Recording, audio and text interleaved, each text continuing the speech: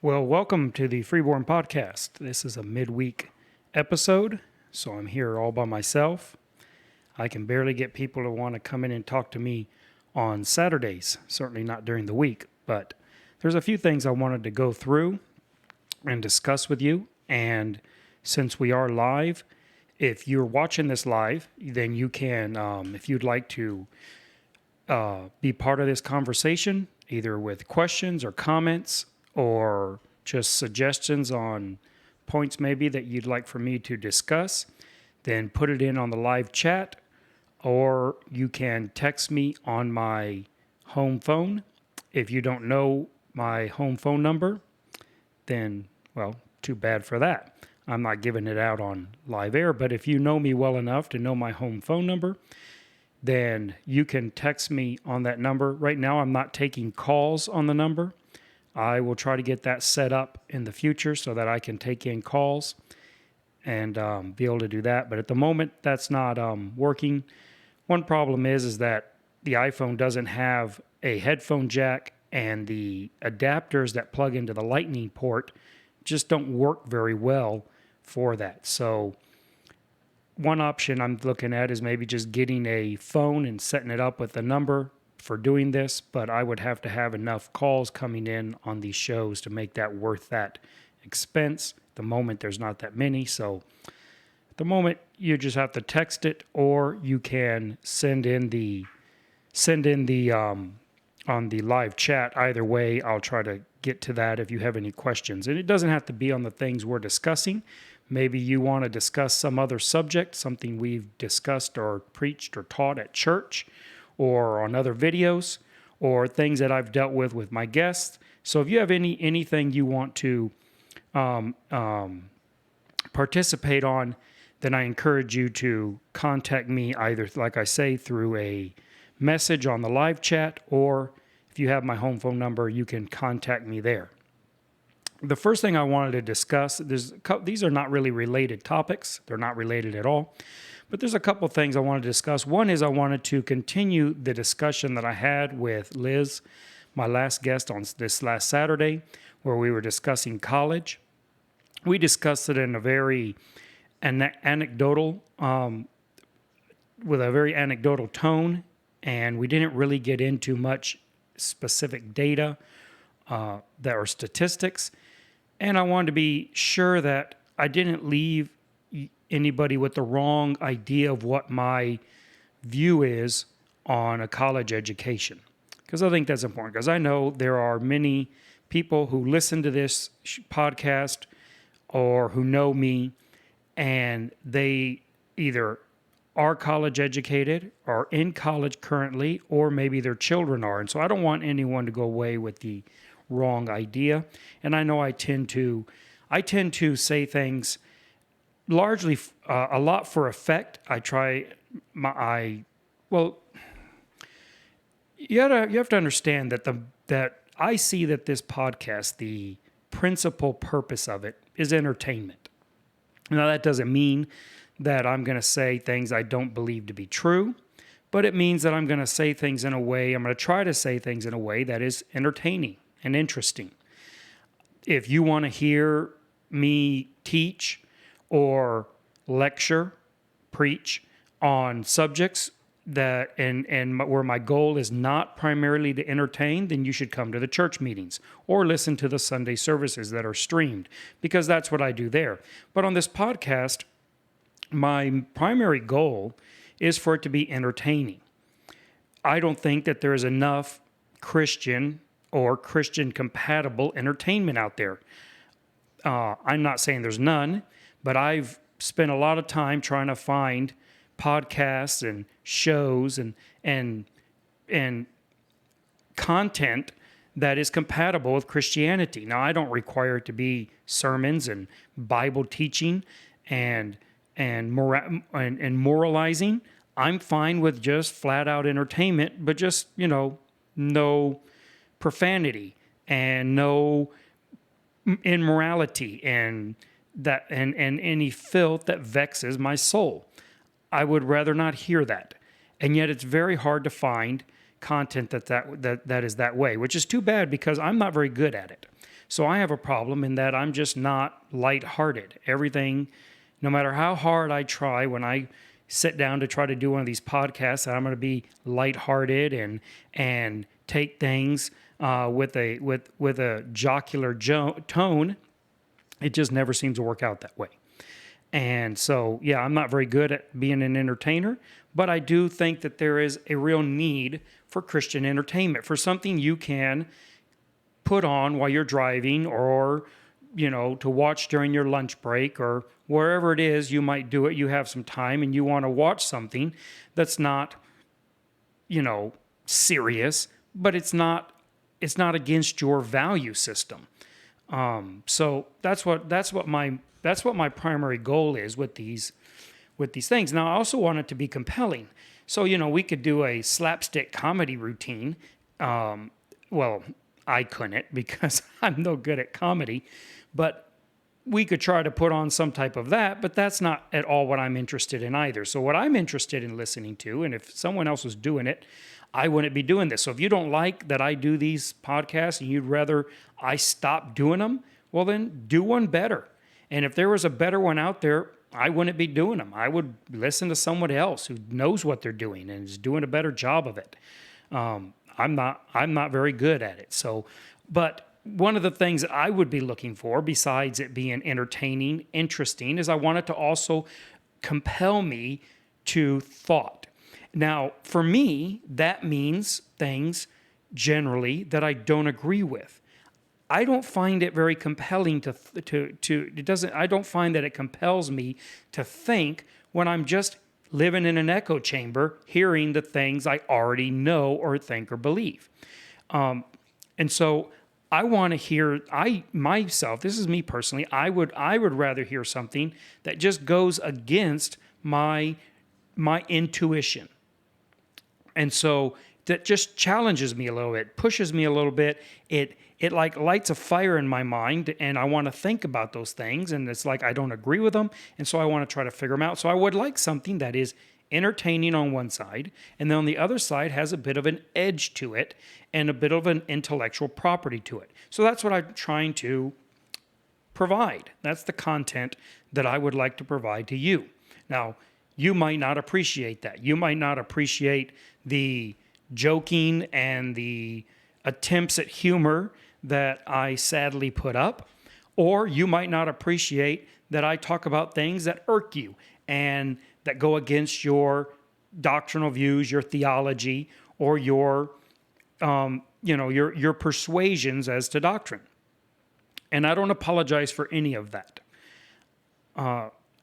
There are plenty of boring content out there that you could go listen to if that's what you're into, being bored. And there's plenty of content that will tell you exactly what you already know and think and believe. In fact, you can get that with your little friends on Facebook. They're all going to give you a like, and they're going to repost your stuff and share your stuff, and then you'd be like you're living in a huge echo chamber. And if that's what you're looking for, there's plenty of places where that content is available. That's just not what I'm interested in, and I think I would literally pass out asleep if I tried to do that type of content. So, yes, I do speak for effect when I do this. I am trying to get a rise out of you a little. I'm trying to prod you. Think of it as my words are like a cattle prod or like a taser. Now, I don't want to kill you. I don't want to destroy you. I just want to give you a little shock. Just a little shock. And if that wakes you up and it makes you think, even if it's to think I'm completely wrong and off my rocker and completely stupid, that's okay. So that's kind of my goal as I do these podcasts, is to do those two things, to entertain you and to prod you intellectually. And so, but at the same time, when I do that, when I use that verbiage, when I use this prodding language, this firing for effect like I've been told I do, speaking for shock effect, well then it leads people to conclude the wrong thing about what I might think or believe. Now, part of that is because a lot of people just don't listen carefully. So like on the whole issue of the college thing, a couple podcasts ago, I was speaking about college and I said a number of things about it. And it was taken both by my previous guest and by other people. It was taken out of context. So they took it as I was saying that everyone who goes to college is stupid, which is not what I said, and that graduating from college is easy, which is also not what I said.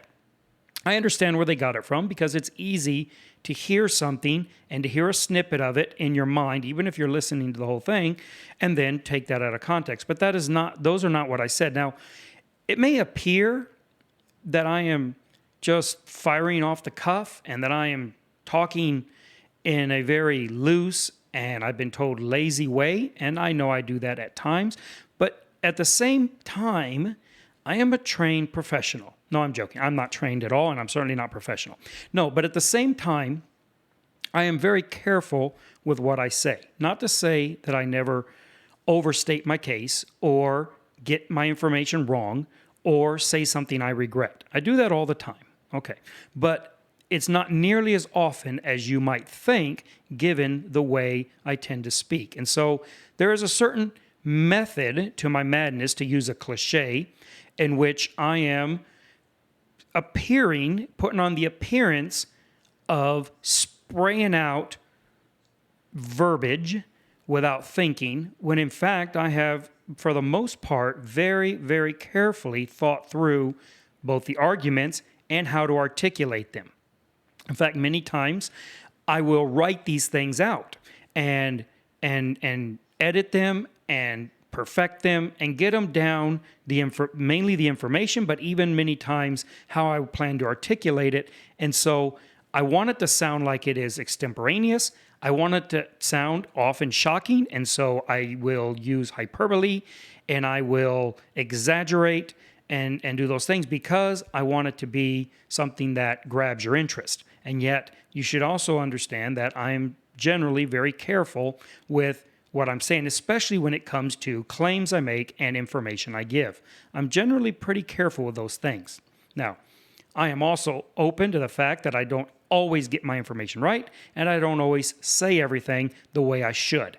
And so I'm very happy whenever anybody sends me a critique or gives me one in person. You can do it either way. You can do it, you can register a fake account on YouTube with a fake name, and then you can criticize me that way. I accept that. I take that criticism very seriously, and I try to improve the product that I'm putting out. And you can also send me an email. You can send me a text, or you can just come up to me in person and tell me what you think, and I will listen to what you have to say. If you don't think I will, if you think I won't do that, you should talk to people who have had the decency, had the respect to tell me that they don't agree with something, and you'll find out they'll tell you that I am very amenable and very open to criticism. I'm not saying it doesn't hurt me to the core, and I don't want to go home and cry. Of course I do, but there's no way for us to improve unless we're told where we are wrong. And so that's the case. So anyways, when I was talking about college, I never said that everyone who goes to college is stupid. I was speaking very specifically about the environment I'm in. So I'm in construction, and the people that I deal with who have graduated from college are the project managers in commercial construction. And generally, they have construction management degrees. Now, in my experience, as I said in that first podcast, none of them have any knowledge of construction. Now, if you think I'm exaggerating, then you should go work with me for a little while. Anyone who ever has worked with me and dealt with these project managers comes to the conclusion right away that these people do not comprehend construction very well, at least not the actual building of construction. So you have to understand the perspective I'm coming from, and that is I don't do the management part of construction. I don't do the paperwork part of construction or the finances part. I do the actual construction. And I know that they could get things done far quicker and much, much better if they knew a little more about construction. In fact, one of the things that I encourage anyone who wants to go into any trade, whether it be construction or any other type of a job, it doesn't have to be a trade, but any type of job where there is an element of labor involved. So there's going to be some form of labor involved at some point in that supply chain of that career, that they would do well to get themselves a job at every level possible.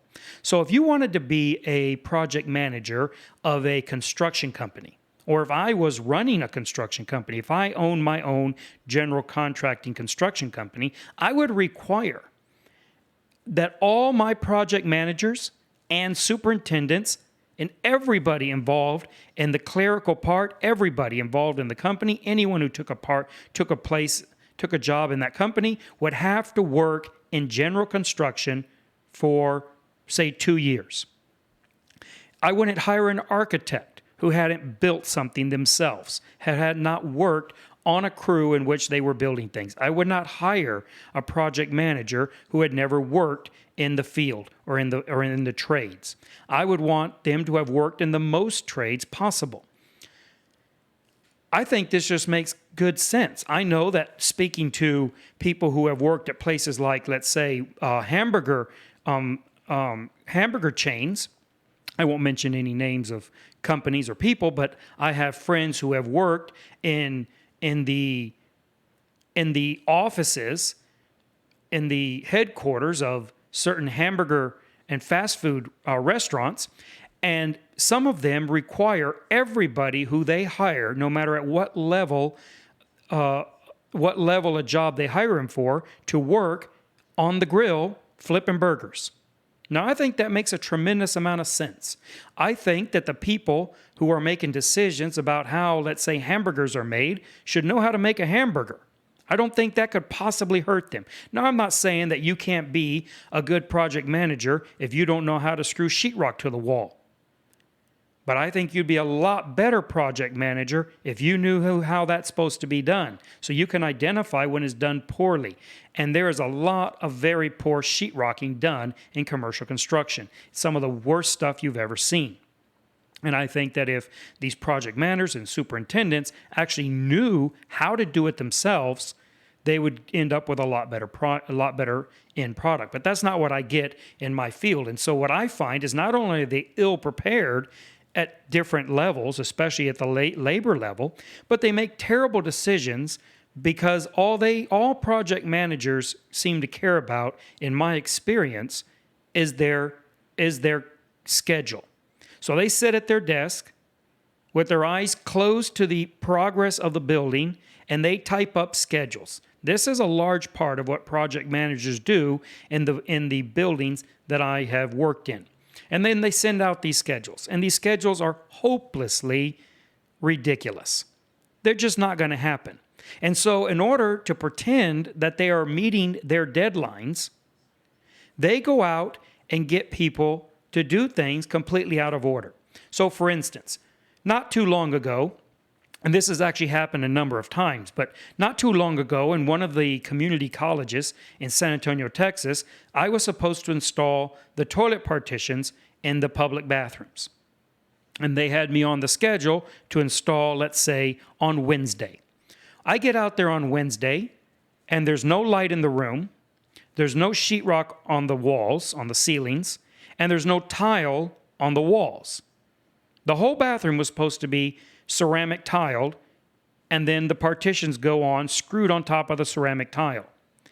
The project manager's response is, it's on your schedule, you have to install it, we have to turn this building over. As if they're actually going to get any city inspector to give them a certificate of occupancy on a building whose bathrooms have no tile on the walls or on the floor and no ceiling.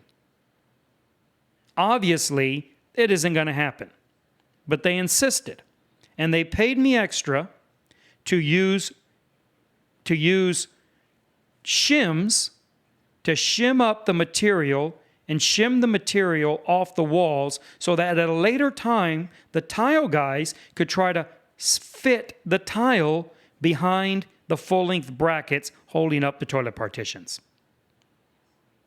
And then they paid me again when that didn't work to come out and take it all down and install it, and then let the tile guys do their work like we should have done. Let the ceiling guys put the ceiling in, let the painters paint the room, and then paid me again to put it up right.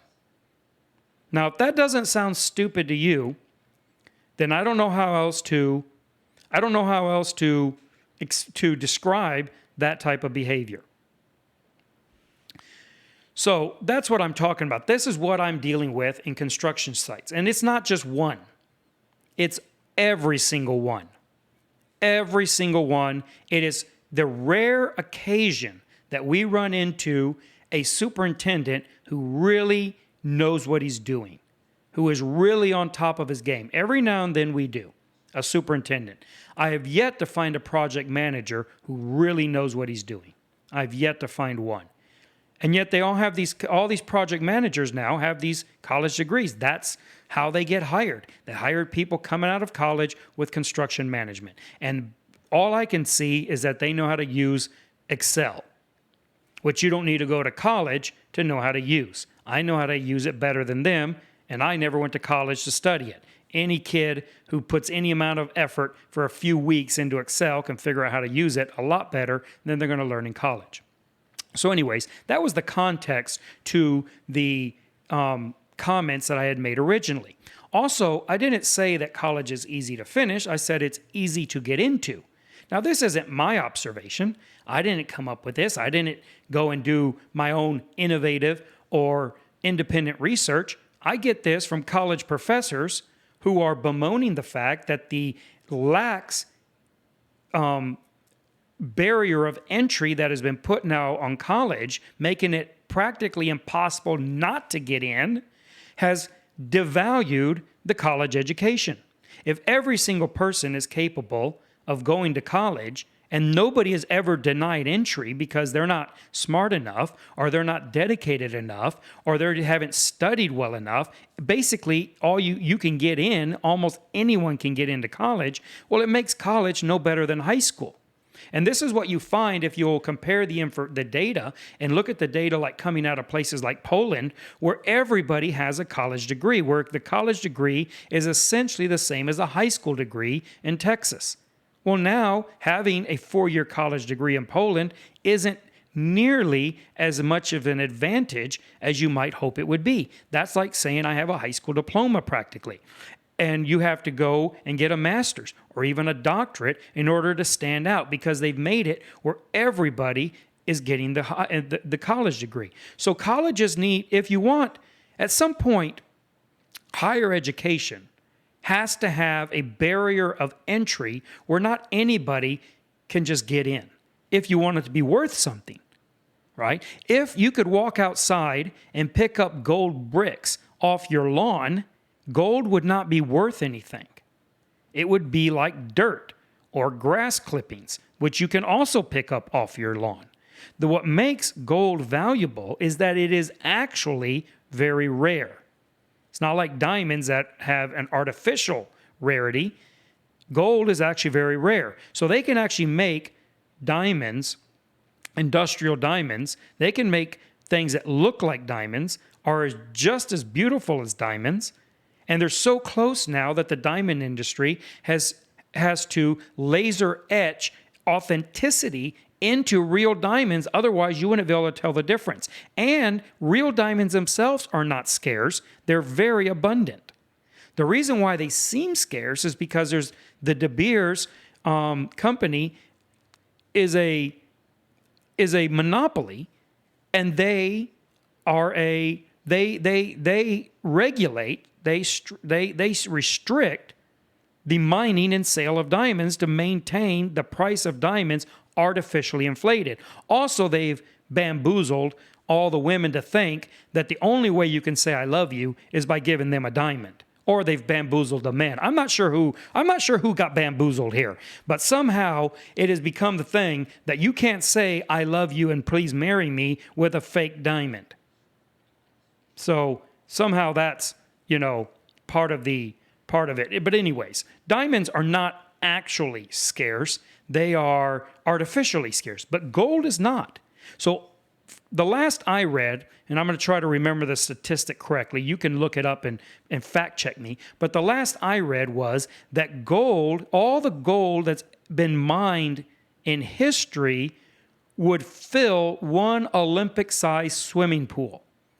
Now, if you've watched any movies where they talk about gold and they have a gold heist or whatever, you would think that we have like cities made of gold. So if you watch National Treasure and they open up and there's this enormous cave full of gold, a pyramid, an enormous pyramid built of solid gold, there's not that much gold in the entire world.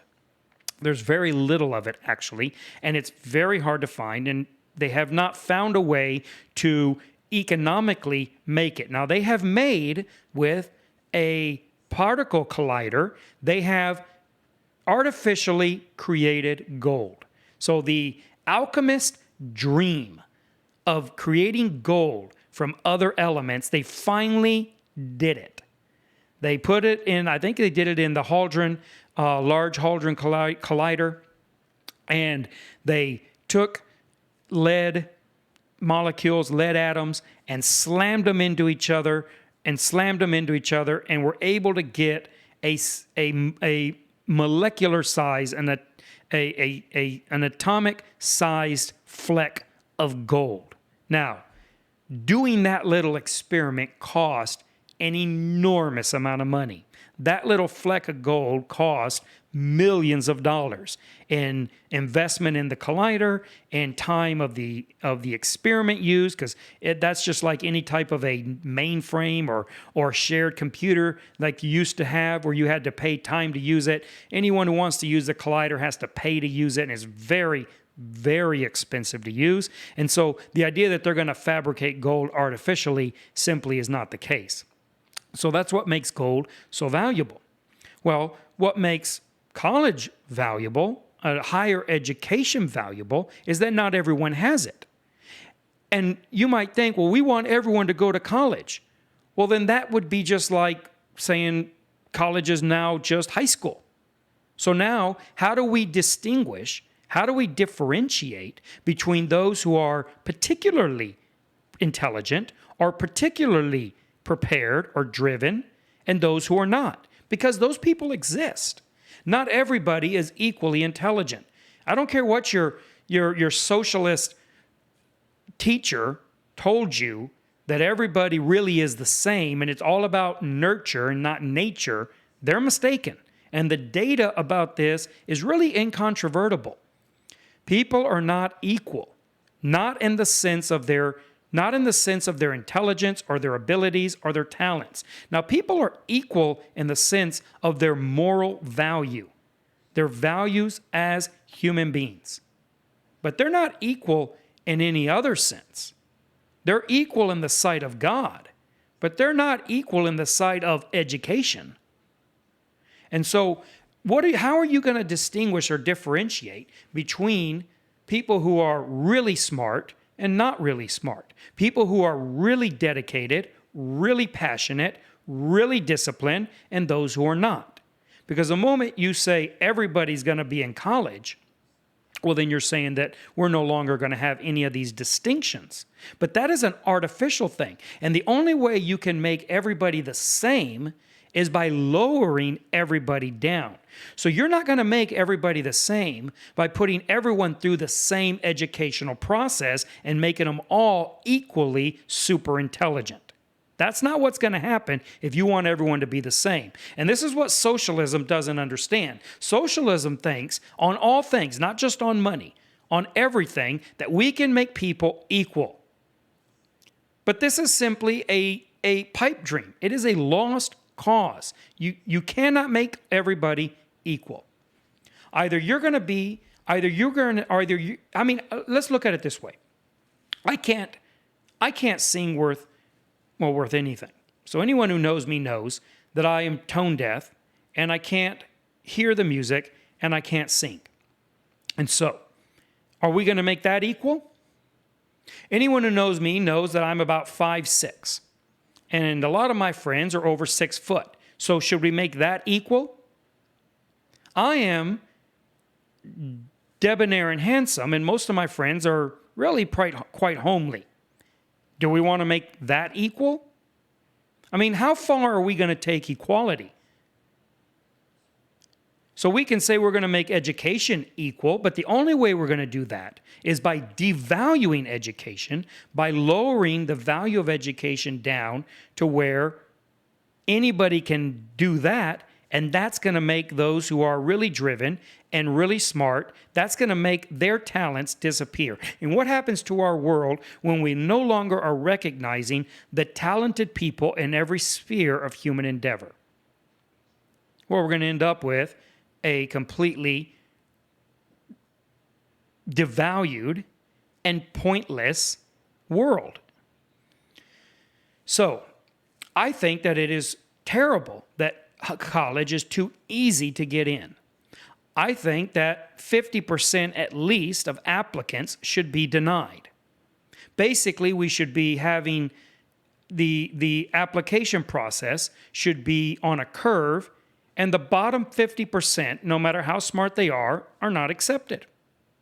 Now, you may not like that and may not think that's fair, but I'm pretty sure that if you look up and you study the data a little bit, you'll realize that I'm being very generous and that a good college education is going to naturally select for even fewer than 50%. It's probably going to be close to 20%. So even if we went to 50%, that would be certainly very helpful. If you listen to the politicians and mainly the socialists on this issue, they're going to bemoan the fact that income has not risen with the stock market. So the stock market has risen dramatically over the last 50 years, dramatically. But income has not kept pace with that. The GDP has gone up, stock market has risen, income has not risen at all, basically, and on average. And so when we look at that, people say, well, this is terrible. We need to raise the income. And their idea is, let's raise the income by sending everyone to college. That's not going to raise the income levels. That's going to lower the income levels because you're putting everybody at the same footing, and therefore it becomes a buyer's market. Employers have more people to choose from, therefore they can pay lower wages. The reason why college graduates historically have averaged higher income than non-college graduates is because they have something to sell that 80% of the population or 70% of the population don't have. But if everybody has a 4-year degree, well, then you have nothing to sell that no one else can sell. This is why there was a time when having a high school diploma meant higher income than not having one. It doesn't mean that anymore. A large reason for why that doesn't mean that is because everybody has a high school diploma. Well, everybody but me. Rats. Well, that's too bad. So everybody but me has something to sell, and therefore having one is no longer a tremendous value. You can't go into a job and they say, hey, we'll hire you, we'll pay you $10 an hour, and say, hey, wait a minute, I have a high school diploma. I think you should give me more. That's just like a basic requirement to even get the job. So companies say, we're going to have a requirement that we only hire college graduates. Well, that's only valid, and you're only going to get these quote-unquote higher paid jobs if you have this diploma, this career, this degree. But what if everybody in the U.S. had a 4-year degree? Do you think that would be the requirement for those companies? Do you think they would say, oh, great, we can just hire anybody now. We'll just keep the same requirements and hire whoever walks through the door because everybody has one. No. Now they're going to say, we require you to have a master's degree. And if everyone had one of those, they're going to say, we require you to have a PhD. And if everyone had one of those, they're going to say, we require you to have a double PhD. It never ends. They're trying to differentiate. Companies need to differentiate because not everybody's equal. Now, if everybody was equal, if everybody was the same, Well, then they wouldn't even have requirements. You would just get in line. But even that wouldn't be equal because somebody's in front of the line because they got up earlier and got there first. How are we going to equalize that? So then we'd put them all in a straight line, all facing instead of one after another, or they'd line up like Red Rover, and then we'd see who they sent over.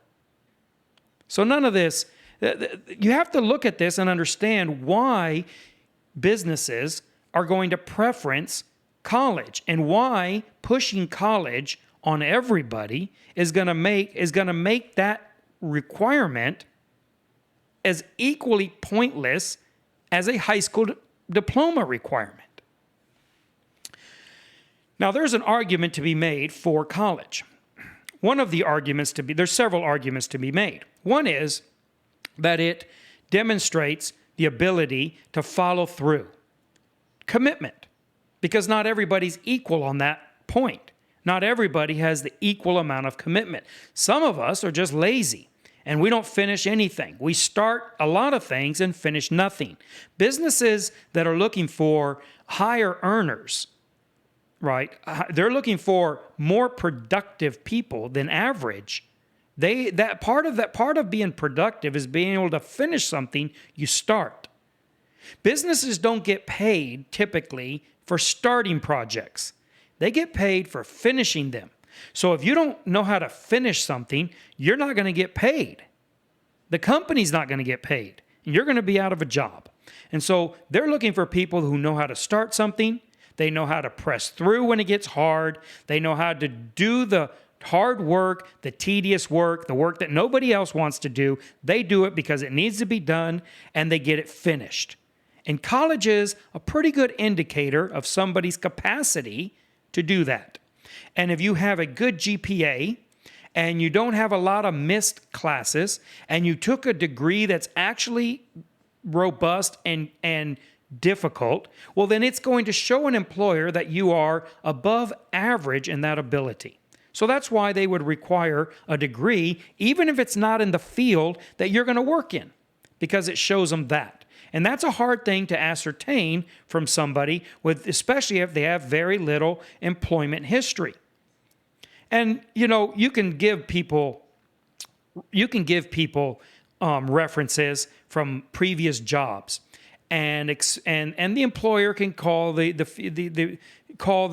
your previous jobs and look and check in and see what kind of employee you were. But the whole socialized unemployment system in America kind of skews that data point. Because, look, I'm an employer. And if I have basically fired or allowed an employee to quit because, they're unhappy that I'm not giving them raises, I don't want to give them a raise because they're not worth the money, and I'd rather they left, but I don't want to fire them because I don't want to pay them unemployment. And you have this whole thing, and it can be really a hassle to get rid of people who are not completely incompetent and not completely lazy, but just lazy enough to not be productive, but not enough to fire them with cause and not have to pay a ton of money in unemployment. Well, if they were to go and try to find another job because they're dissatisfied with me, and this prospective employer calls me up and says, "Hey, can you give me a good reference for this employee?" This is where it's hard for me to be a Christian, because the businessman in me wants to tell this company, "Oh, yeah, no, they're great. You're going to love this guy. He's wonderful. She's fantastic. I hate to lose him. I mean, I guess you're the better man." That's what the businessman inside me wants to say. The Christian in me, setting the little angel, I know some of you don't think I have a little angel on my shoulder, but I do. And he's whispering in my ears saying, "That's not what Jesus would do." And so it's hard to get an honest reference as an employer. I generally don't call references because I have found them to not be, if they tell you they're great, it doesn't mean much. Now, if they tell you they're horrible, it actually means something. So the best you're going to get is if they say they're terrible, you can count on that. But if they tell you, well, kinda, there's also those that are angry at the employee for leaving and are going to give them bad references just out of vindictiveness. So I guess references don't tell you a lot of anything. And so it's real hard to get, especially with younger people, any type of assessment as to how committed and how productive they're likely to be. And so that's where college really comes through. So that would be a good argument for going to college as a way to get a better job, because better jobs are going to require better people, and they're looking for people with more commitment, and so therefore you can demonstrate that commitment. Another argument, and we'll come back to those in a minute and discuss the opposite side of that. Well, let's do it right now. So the other side of that is that there's other ways to prove commitment. Now, it doesn't work for all jobs, but it's working for an increasing number of them. Increasingly, companies are realizing that college is becoming less and less a good indicator of commitment and of drive and of values. And so they're looking to other matrices to determine that. And one way you can do that is you can just go to work at the bottom of the rung, at the bottom of the ladder, and climb your way up. There are plenty of examples, even all the way up into CEOs of large corporations, even Fortune 500 companies, that started in the mailroom. That's not just a cliche, that has actually happened. There are people who have actually started in the mailroom of a company and worked their way up until they were CEO of the company. So that is possible. And depending on where you're wanting to get into and what opportunities might be available to you, it's actually easier than you might think. So if you're wanting to be the CEO of a Fortune 500 company, you would be well advised to go to college and get yourself a master's degree in something that is how would I say, rigorous. Don't go to basket weaving classes. Don't take classes that really aren't that good. Get a rigorous degree, and that is probably your surest pathway to that type of a position.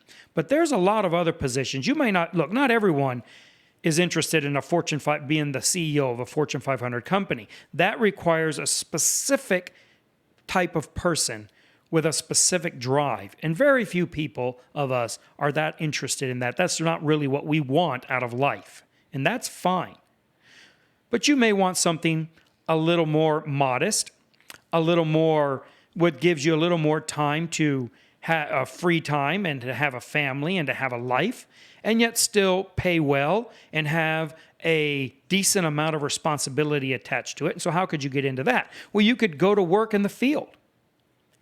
And you could work your way up from within. I mean, if it took you 6 years in college to get a certain job, how close could you get to that job if you just went and worked for the company for 6 years and gave it all of your effort? Well, many of you could actually get there that way. Right? So, it demonstrates that. Another argument to be made for college is that it opens the student's mind to thought and to think critically. Now, this is a big plus. This is something that college was designed to do. So the original design of university was not necessarily to give you a technical degree. The original design of the university system, I'm talking about way back when it first started, was to give you the tools to think. This is what it was for. And this is what it ought to be for. And if it were that still, I would think that everybody with the capacity to do so should go to college and get a degree. Because human beings do not naturally think critically. We naturally think uncritically. That's our natural state. We naturally judge things intuitively, not critically. And critical thinking is very valuable and very important to all things of life, not just earning money, being a good father, being a good husband, being a good pastor, being a good Christian. The ability to think critically is extraordinarily important. It cannot hardly be underrated. And college teaches you that. And so if you learn nothing else in college but how to think critically, then you got gold out of it. It was worth every penny you paid for. Now, the flip side of this is very few college graduates coming out thinking critically anymore. Another argument for college is that it produces, or I should say it this way, college is on the path of higher earnings. So 85% of the Forbes 400 CEOs are college graduates. 85%. Now that also means that 15% were not college graduates. So 15% of the Forbes 400 CEOs did not graduate from college, but 85% did. Now that is an overwhelming number. The 15% is pretty significant considering how people talk about how you can't possibly do that job without get that job without a college degree. And so that proves if 15% can, that proves that claim is baseless. But 85% is nothing to sneeze at. That is an overwhelming majority. And so college is on the path to higher earnings. Now here's the flip side of this, and that is it's not exactly obvious whether college takes you there or college simply is on the path to get there. Now that may seem like a play on words or may seem like parsing words, but it's really not. So the question is whether college produces higher earners or higher earners have a tendency to go to college. So you have a selection bias here, a possible selection bias here, right? So you can say that because people that graduate from college have a higher average income than those who don't, you can attribute that to college itself and that college produces that higher earning. Now that's what many people are doing. In many of these private schools that really push college, like the KIPP schools and the, I forget the names of these other ones, but these other private charter schools who really push college. I mean, they push it really hard. And they're shooting for 100% of their students going and graduating from a four-year education, higher education. And they've bought into the concept, the theory, that college produces higher earners. Now, like I said, I don't think that's obvious. I think it's very easy to make an argument that higher earners tend to go to college. I think that argument can be made, I think, as equally as strong. And I think that you have a selection bias when you're making the opposite claim.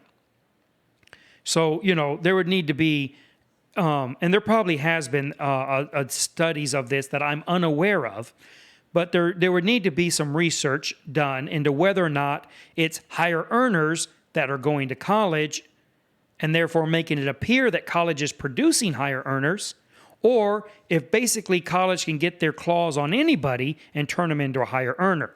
I don't think that's the case. I think that people that have the talent, the drive, the commitment to be higher earners, that they will have a tendency to go to college. I actually read the data that way.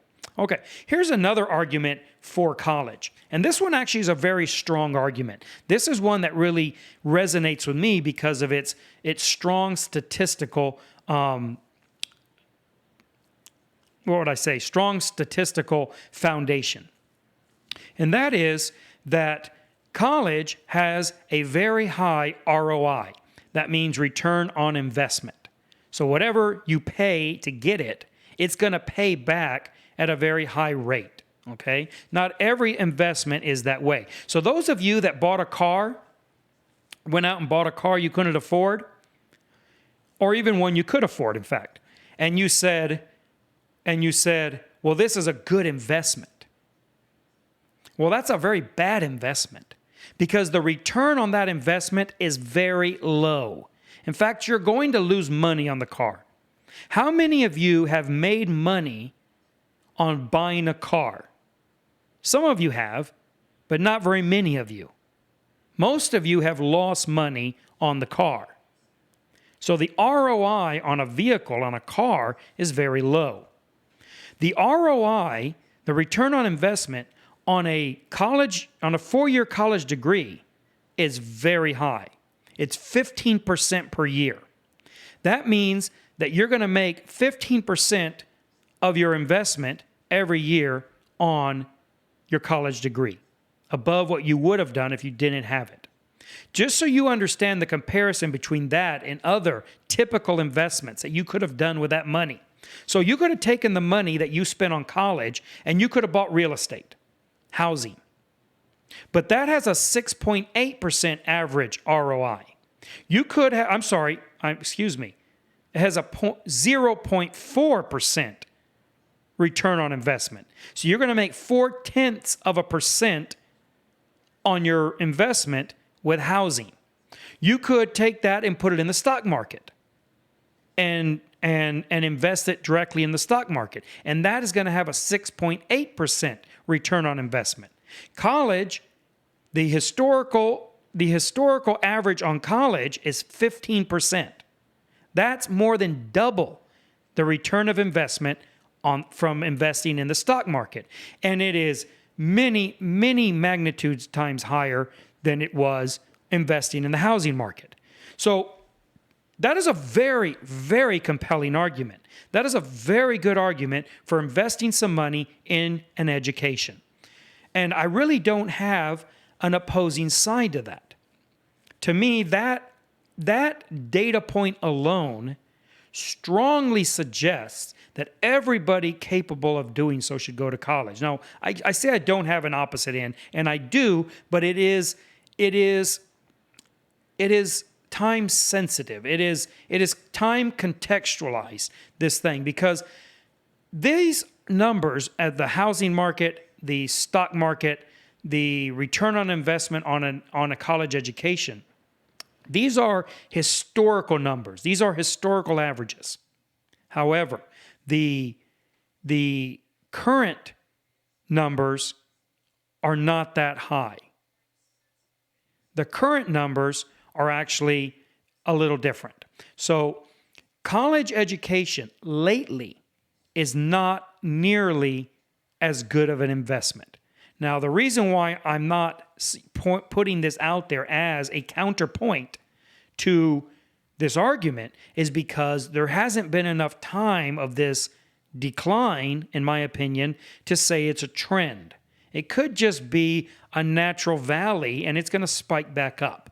And so I wouldn't want to go too far out on a limb and make some counterclaim or counter argument against this very long data, that very long curve that we have of college being such a good return on investment. But it is something to consider. So even though I find this to be a very, very compelling, very powerful argument for going to college, for putting your kids in college, I do think you need to be very careful at this moment. Be careful, take a little bit of time and analyze the data, because right now, it is so upside down as it used to be that for the most part, college has been, if you had a college degree, you were more likely to make more money. That's what has been historically. But, however, what we find lately in the last 3 or 4 years or so is that you are less likely to make more money and more likely to be unemployed with a college degree than without one. So that's something we have to really consider. So those are some arguments. I have some other ones that I could make, but I'm not going to do that. We've already gone on long enough. Where are we at? Oh, yeah, my goodness. I wanted to get into a whole lot more. We're not going to get there. So There's other arguments that I could make for college, and there's counterpoints to those arguments. And my point here is that I do appreciate the value of higher education. Now, I will say this, and this is a point that I think that you all need to take very seriously if you are considering getting a college education, or if you're in college right now, or any type of higher education at this moment, or any education at all, whether it be in public school, private school, church school, or Sunday school. If you are looking at education of any sort, I think you need to really consider this one thing, and that is, regardless of how college is packaged and sold, you need to go there to get an education, not a job. I think it's a huge mistake to look at higher education or any education as that its primary purpose is to provide you with employment opportunities. I don't think that's how you should look at it. That's not to say that you shouldn't choose careers that have better employment opportunities. This is a nuanced issue, and it's not a simple dichotomy of saying or education or money. It's not that simple. It's much, much more complex than that. However, the drive, just like when in the past podcasts when I've talked about the drive of a businessman isn't actually, a successful businessman, isn't actually to make money. If it is, he's likely to never make any money. The drive has to be something different. It has to be something deeper, something more valuable, something more real, and ironically, in my opinion, something more tangible than money. Same way with this. If your drive in going to college is to get a better job, you're likely to end up with neither the job nor the education. Your drive going to college needs to be to get an education, which means you need to take rigorous courses. It would be better to fail in a rigorous course than not even have to study to pass a basket weaving course. Don't go get a degree because it's the easy degree to get. Get a degree that is going to teach you something that is going to be useful for your life. I don't just mean practical things. I know many people have the idea that I'm just all about practical things and work and labor, and that's not me. Now, that's my family, but that's not me. You need abstract.